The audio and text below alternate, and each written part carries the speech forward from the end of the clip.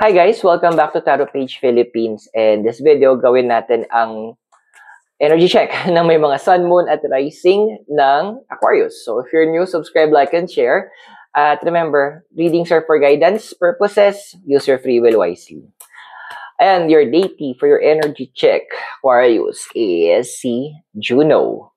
So we have your 12, marriage, perspective, and a wish to relate. You know what? Juno is is an asteroid in astrology, and it's about marriage. Marriage, hindi lang naman ito yung tungkol, ay, kakasal na ako, gano'n magkakajowa. It's also about commitments. It's also about relationship.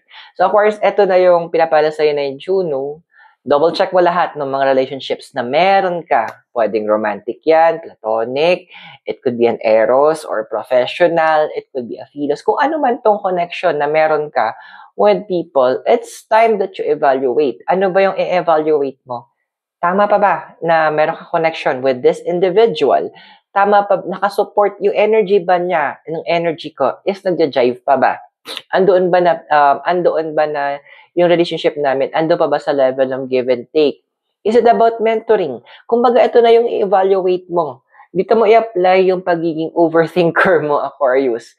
Dito mo i-apply yung point na ina-analyze mo yung bawat angulo. Because hindi lahat ng relationship na meron tayo ngayon, Aquarius, is kailangan nating i-keep.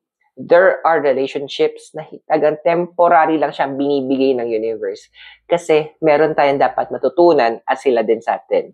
And once na tumagal yon, it could be toxic na. So it's time that you also evaluate everything and know kung sino yung dapat mo ipagpatuloy na connection and sino yung dapat medyo mag-distance ka na.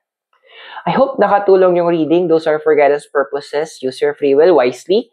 And kung bago ka, don't forget to subscribe, like, and share para makapagkita tayo sa mga next videos natin. So, bye for now!